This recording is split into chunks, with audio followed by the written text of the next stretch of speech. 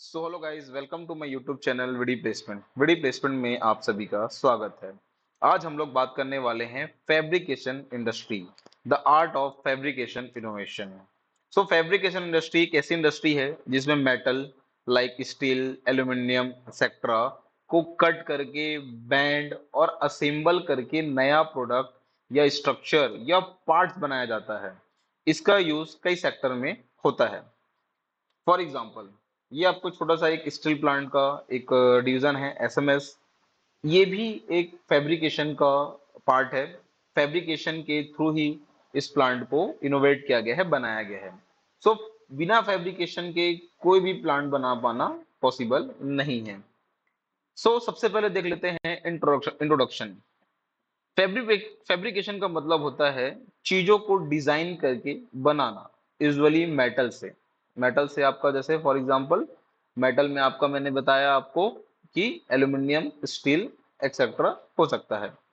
इसमें welding, cutting, machining और assembling जैसे टेक्निक का यूज होता है, तब जाके हम किसी प्रोडक्ट को बना पाते हैं। बिकॉज आपको विदाउट टेक्निक, जब तक आपको ये नहीं पता है कि कितने बाई कितने का मुझे प्लेट काटना है, कितना बाई कितना का डिजाइन करना है, क्या लेंथ होगा, क्या विड्थ होगा, है ना, तो उसके लिए हमको टेक्निक की जरूरत पड़ती है। बिना उसके हम किसी भी प्रोडक्ट को नहीं इनोवेट कर सकते या फिर बना सकते हैं।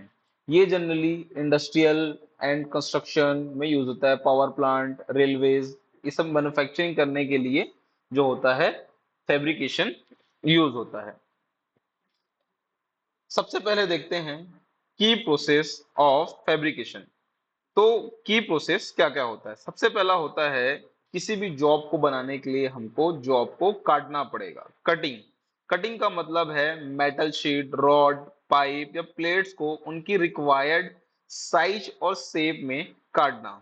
अब कैसे इसको काटा जाता है, तो इसके लिए हमें कटिंग टूल्स लगते हैं। जैसे गैस कटिंग। गैस कटिंग में आपका क्या होता है, फ्लेम से मेटल को मेल्ट करके काटा जाता है। Plasma cutting, high temperature plasma arc से क्या करते हैं, हम कटिंग करते हैं।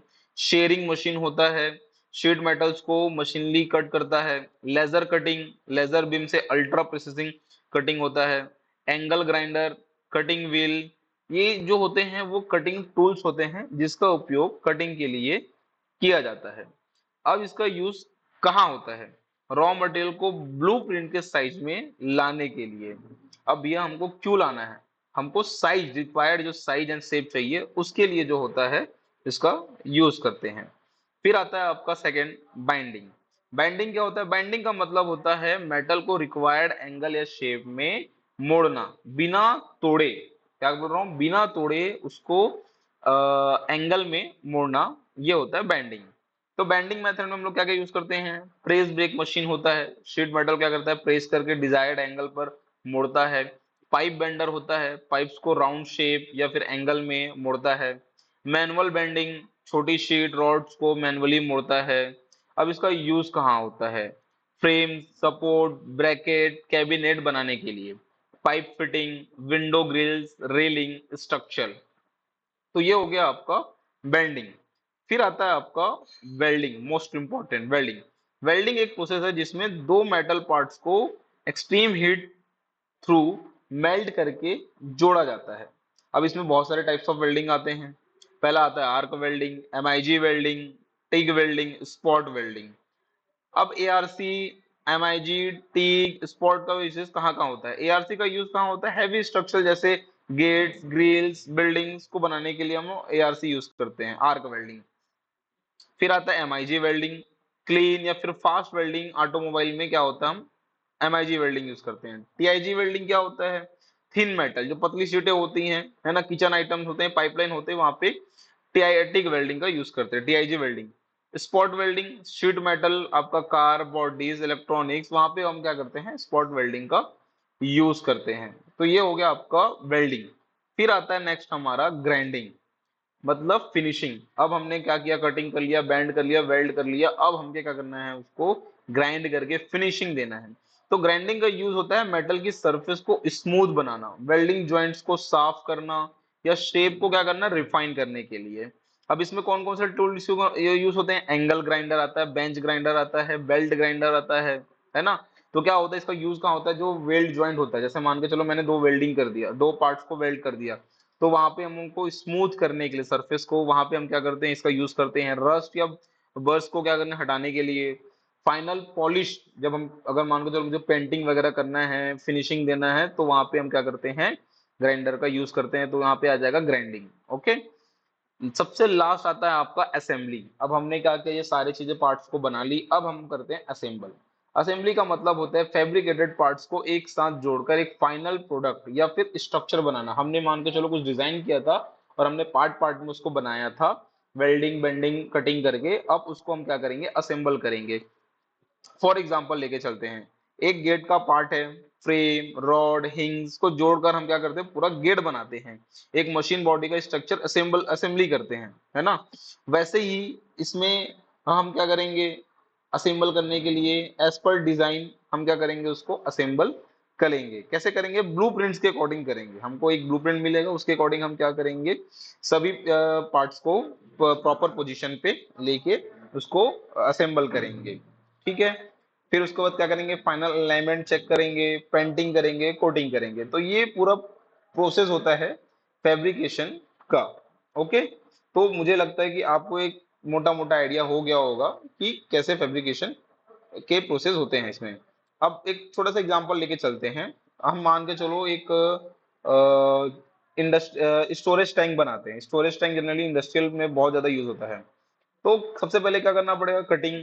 टैंक को एक सर्कुलर शेप में देना पड़ेगा, है ना? उसको काटना पड़ेगा। तो वहां पे हम क्या करेंगे, कटिंग का यूज करेंगे। फिर बेंडिंग, प्लेट्स को कर्व में मोड़ देना, है ना?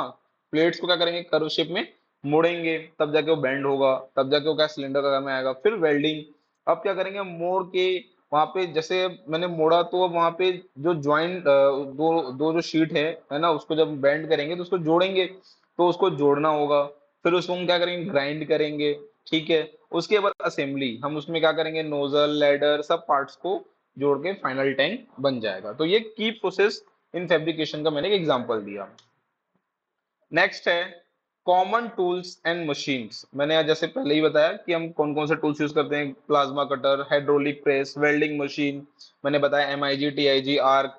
ग्राइंडिंग टूल्स में मैंने बताया कि कौन कौन से ग्राइंडिंग टूल्स जो हैं हम यूज करते हैं, angle grinder, bench grinder, belt grinder. फिर आता है CNC मशीन भी यूज करते हैं। मेजरिंग इंस्ट्रूमेंट, अभी क्या होता है, जैसे किसी भी चीज को हमें काटना है, तो काटने से पहले मेजर करना पड़ेगा कि कितना हमें इसमें कट करना पड़ेगा, कितनी लेंथ लेनी पड़ेगी, कितना विड्थ लेना पड़ेगा, कितना हाइट लेना पड़ेगा, किस एंगल में काटना पड़ेगा। तो उसके लिए बहुत सारे वर्नियर कैलिपर आता है, आपका स्टील रूल आता है। तो ये सारी चीजों को हम क्या करते हैं, यूज करते हैं। फिर नेक्स्ट आता है हमारा job roles in fabrication plant. तो अब मान के चलो कि हमको पता चल गया कि फैब्रिकेशन में ये चीजें यूज होती हैं, तो हमको अपॉर्चुनिटी कहाँ पे मिलेगी? तो यदि मैंने वेल्डर की पढ़ाई की है, तो वहां पे एक वेल्डिंग की पढ़ाई की है, तो मुझे वेल्डर का जॉब मिलेगा, जहाँ पे मैं नंबर ऑफ टाइप्स के जो वेल्डिंग प्रोसेस होते हैं वहां पे मुझे काम मिलेगा, और मुझे वहां पे एज अ वेल्डर अपॉइंट कर सकते हैं अगर मैंने वेल्डिंग का सर्टिफिकेट लिया हुआ है। फिटर, आपको असेंबली करने का काम दिया जाएगा। CNC ऑपरेटर, आपको ऑटोमेटेड मशीन जो है वो ऑपरेट करने के लिए जाएगा। फैब्रिकेटर का मेन काम होता है कि वो ब्लूप्रिंट्स जो होते हैं, जिसके तहत हम किसी जॉब को बनाते हैं, है ना, किसी प्रोडक्ट को बनाते हैं, उसको प्रॉपर रीड करे और वो देखे कि चेक करे कि जी हमने जो प्रोडक्ट बना रहे हैं वो सही है कि नहीं। क्वालिटी इंस्पेक्टर क्या करेगा, जब पूरा प्रोडक्ट बन जाएगा तो उसको चेक करेगा कि वेल्डिंग जॉइंट प्रॉपर है कि नहीं, कटिंग प्रॉपर है कि नहीं, फिनिशिंग प्रॉपर दी है कि नहीं दी है। ये होगा क्वालिटी इंस्पेक्टर का काम।